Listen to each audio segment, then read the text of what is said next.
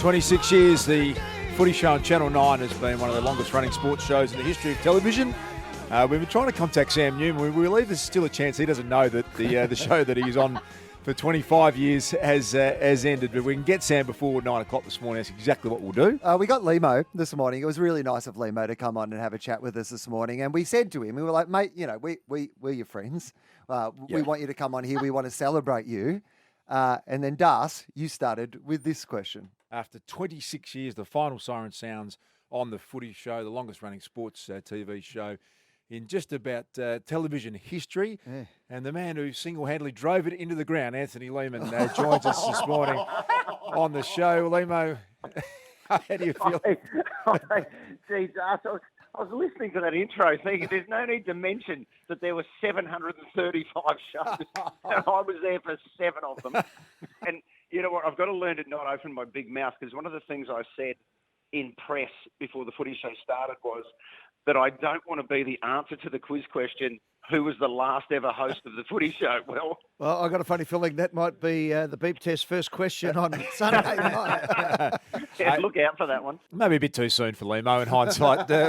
We had our time again, but I'm sitting next to a man that has got a bit of a mixed emotions today, Eduardo.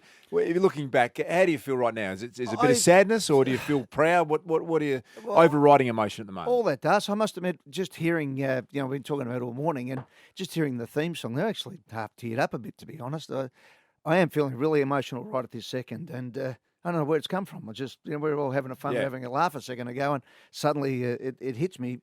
I started thinking about all the people who've been there, the great moments. I was thinking about, because I was going to ask you a question about it, Das. I thought, the first time I walked onto the grand final Footy Show at Rod Laver Arena, I just couldn't believe what had happened. Then we went to London, walked into the Theatre Royal. The joint was packed with Aussies, and we had so much fun. And it changed my life. Yeah. It was the biggest thing in my life, and it set up my family and my whole career off the back of it. I worked with a bloke called Sam Newman, and people, have a go at Sam and all this, but if he doesn't go into the Television Hall of Fame, then it is a get-up. I mean, whether you like him or not, he has been a dominant feature on Australian television.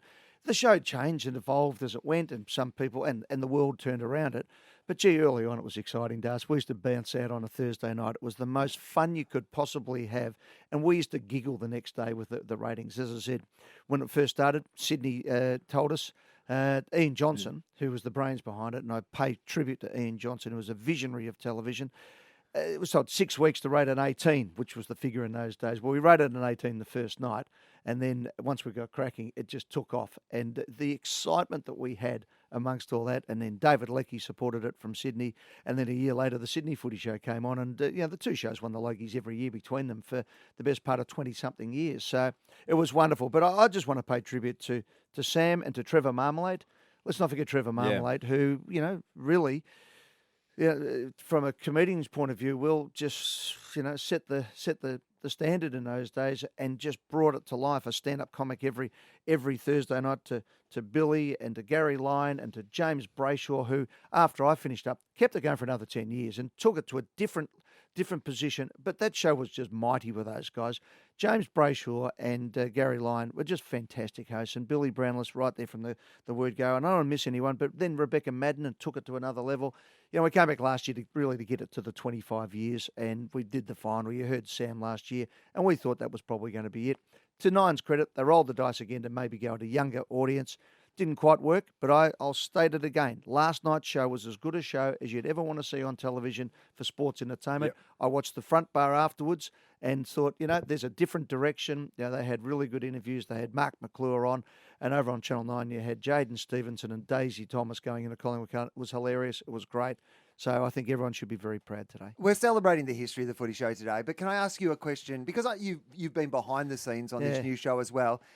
Do you think in retrospect they made the mistake of calling it the Footy Show? Would it have been better to call it something else and give it a fresh start and a fresh opportunity? We put a lot of things onto the table, and so here's the decision, okay? So it comes to you go, right, we thought More Than a Game off the back of the song would have been the way to go to differentiate. The Footy Show with no Sam Newman is not the Footy Show. And, I came and went. That was okay. As I said, those other hosts came in. Sam was the Footy Show. Sam was the Footy Show for 25 years. So we thought, let's give it a chance, give it something fresh, because it's either too big for people to come into, or it has had its run. Anyway, the network though says, no, our trademark is the Footy Show. And you go, right, you know what, that makes a lot of sense as well. In the end, as I said, the show was a great show. It didn't quite resonate. It is now, I think early this year, you know what really, when I've had a good thing about this task was we did an early bird quiz early in this year and you had to name 7 footy shows that are on at the moment out of a list of about 20. Yeah. And the other thing that was really up against it was the fact that there were so many Thursday night shows. It went to Wednesday. It was bouncing around a bit. So, it's unfortunate, but that's show business, that's television, and particularly these days with budgets as tight as they are, if it's not rating, then that's the end of it. I think you get asked more about one person in your life than anyone would be working with Ed in one sense and then Sam Newman. And as a young player, when you went on that show, I've got this vivid memory of, I said earlier today, you go and change in Sam's dressing room. Now, I would assume you'd go in and Sam have his own space, don't get near him before the show. Now, all the modern... the players that were on the show, you get dressed in Sam's room. And I was on one day very early on, and there was a new act in town called the Puppetry of the Penis. And the guys from the Puppetry of the Penis, they were warming up in Sam's dressing room as well. Literally warming up. And literally... it is one of those acts that you do need to warm up. Yeah, you do need to warm up for. And I saw Friendy from Puppetry of the Penis and Sam comparing Eiffel Towers backstage.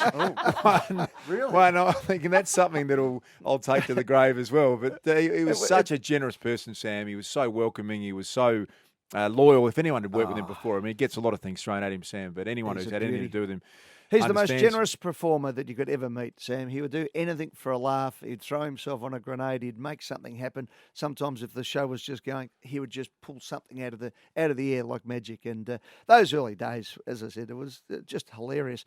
As a young player, we used to find out if you're on the team.